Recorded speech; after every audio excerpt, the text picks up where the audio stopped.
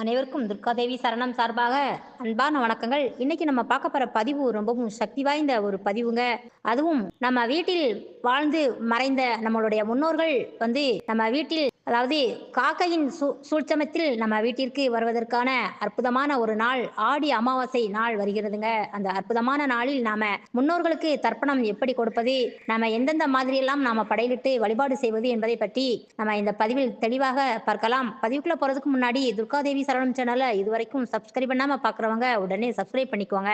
வாங்க இப்ப பதிவை பார்க்கலாம். ஆடி அமாவாசை இந்த 2 வார்த்தையில அடங்கியிருப்பது வெறும் ஒரு நாள் அல்லங்க. அது நம்ம தலைமுறையின் பிணைப்பையும் நம்முடைய பண்பாட்டின் ஆழத்தையுமே உணர்த்தும் ஒரு மகத்தான சந்தர்ப்பங்க. இந்த சக்தி வாய்ந்த இந்த சந்தர்ப்பத்தை அனைவருமே பயன்படுத்திக்கோங்க.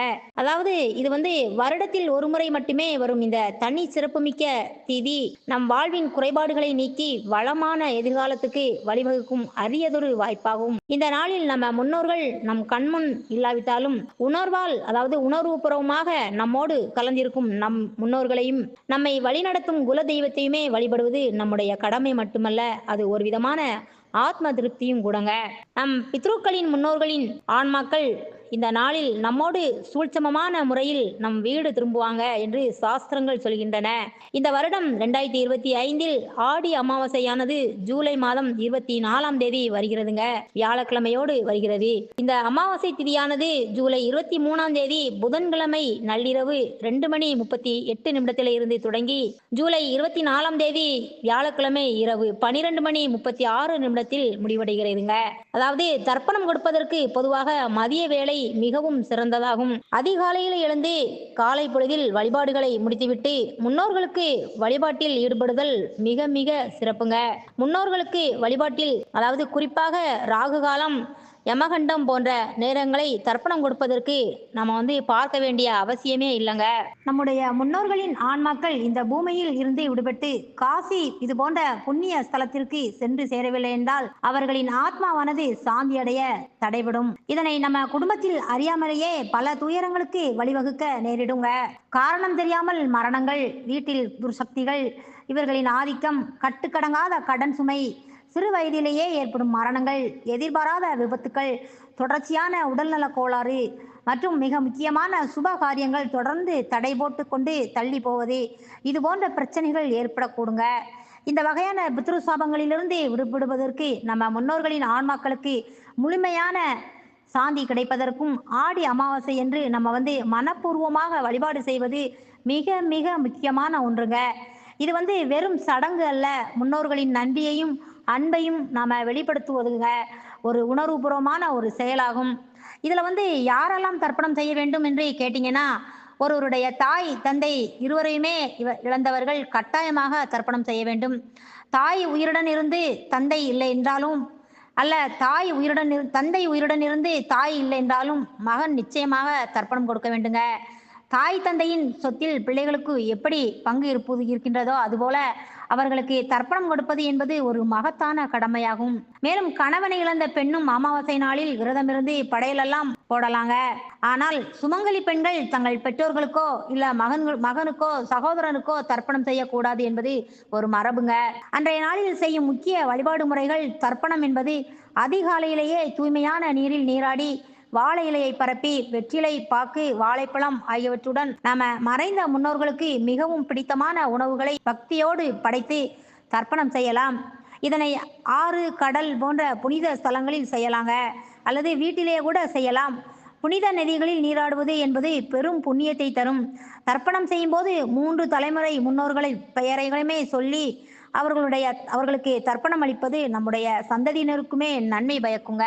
தர்ப்பணத்தில் பயன்படுத்தப்படும் எள், நீர் மற்றும் தர்ப்பை புல் ஆகியவை முன்னோர்களுடன் தொடர்புடையவை ஏற்படுத்தும் சக்தி வாய்ந்தவையாக நம்பப்படுகின்றதுங்க. குறிப்பாக நீர் தெளித்து தானம் செய்யும் போது நம் முன்னோர்களுக்கு அந்த நீர் தானம் அவங்களுக்கு தாகம் தணிக்கும் என்றும், எள் அவர்களின் ஆன்மாவுக்கு சாந்தி அளிக்கும் என்றும் ஐதீகம். காகத்திற்கு உணவு அமாவாசை திதியில் காகத்திற்கு உணவு வைப்பது என்பது நம் முன்னோர்களுக்கு நாம் செய்யும் ஒரு மகத்தான ஒரு மரியாதை. நம் முன்னோர்கள் இந்த அமாவாசை நாளில் காகத்தின் ரூபத்தில் நம் வைக்கும் உணவை ஏற்பதாக ஒரு ஆழமான நம்பிக்கை உள்ளதுங்க. தர்ப்பணம் செய்த பின்னரோ அல்லது காலை வழிபாட்டை முடித்த பின்னரோ குடும்பத்தினர் உணவு உண்பதற்கு முன்பாக காகத்திற்கு உணவு வைப்பது மிக மிக முக்கியங்க. காகத்திற்கு வைக்க வேண்டிய உணவுகளில் எள் சாதம், வெண்பொங்கல், தயிர் சாதம், சர்க்கரை பொங்கல் அல்லது அவர்களுக்கு பிடித்தமான உணவுகளும் இதோடு சேர்த்து வைக்கலாம். இந்த படையலில் குறிப்பாக எள் சாதம் என்பது மிகவும் விசேஷமானது. காகங்கள் இதை சாப்பிட்ட பிறகுதான் நாம உணவு உண்ண வேண்டுங்க. முன்னோர்கள் ஆசி நிறைவேறவும் நம் வாழ்வு வளம் பெறவும் தான தர்மங்கள் அன்றைய தினம் நம்மால் இயன்ற அளவு தான தர்மங்கள் செய்வது மிக அவசியம். மேலும் ஏழைகளுக்கு ஏழை எளியவர்களுக்கு அன்னதானம் செய்வது, வஸ்திர தானம் செய்வது, குறிப்பாக பிராமணர்களுக்கு தானம் அளிப்பது முன்னோர்களின் ஆசியை நமக்கு பெற்றுத்தரும். தானங்கள் செய்வது மூலம் நாம் அறிந்தோ அறியாமலோ செய்த பாவங்கள் எல்லாமே நீங்கும். மேலும் முன்னோர்களின் ஆசீர்வாதத்தால் நம் வாழ்வில் உள்ள அனைத்து தடைகளும் நீங்கி வளமான பாதை உருவாகுங்க. பசுக்களுக்கு அகத்திக்கரை கொடுப்பது ஒரு சிறந்த ஒரு தர்மம் என்றே சொல்லலாம். இதுபோல பித்ருக்களின் தோஷம் நீங்க பித்ருக்களின் தோஷம் உள்ளவர்கள் அருகில் உள்ள சிவன் கோயில்களுக்கு சென்று நந்தி தேவருக்கும் நாக தேவதைகளுக்கும் நல்லெண்ணெய் மற்றும் சுத்தமான பசுனை ஊற்றி நெய் தீபம் ஏற்றி வழிபடலாம். பித்ருதோஷ காலத்தில் சிவபெருமானை வழிபடுவதும் முன்னோர்களுக்காக ஓமங்கள் செய்வதும் பித்ருதோஷ நிவர்த்திக்கு ஒரு சிறந்த வழியாகும். சிலர் வீடுகளில் இந்த நாளில் விசேஷமான பூஜை செய்து மறைந்த முன்னோர்களுக்காக அவர்களுக்கு பிடித்தமான உணவுகளை படைத்து நிவேதனமாக படையல் போட்டு வழிபடுவாங்க. மேலும் குலதெய்வ வழிபாடு, அம்மன் வழிபாடு செய்வதும் மிகவும் சிறப்பானதாகும். எல்லோருக்குமே அவரவருடைய குலதெய்வத்தின் அருள் இல்லாமல் நம்ம முன்னோர்களின் ஆசியை முழுமையாக கிடைக்காது என்பது நம்முடைய மரபிலே ஆழமான வேரூன்றிய ஒரு நம்பிக்கைங்க. மேலும் மௌன விரதம் இருப்பது ரொம்ப நல்லது. மனம் அமைதியாக இருக்கும்போது நாம செய்யும் பிரார்த்தனைகள் முன்னோர்களை விரைவில் சென்றடையும். மேலும் இந்த அமாவாசை நாளில் முன்னோர்களின் படத்திற்கு மாலை அணிவித்து அவர்களுக்கு படையல் போட்டு தீபமேற்றி தீபாராதனை காட்டி வணங்க வேண்டுங்க. இதனால் முன்னோர்களின் ஆசியை மேலும் சுபிட்சம் உண்டாகி கடன் தொல்லைகள் நீங்கி நோய் நொடி இல்லாத வாழ்க்கை அமைந்து அனைத்து நன்மைகளும் கிடைத்து நம் வாழ்வு நிச்சயமாக மாறுங்க.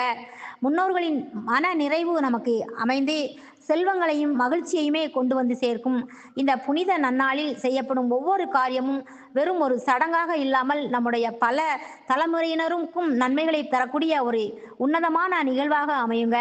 இது நம் ஆன்மாவை தூய்மைப்படுத்தும் ஒரு தெய்வீகமான சந்தர்ப்பங்க.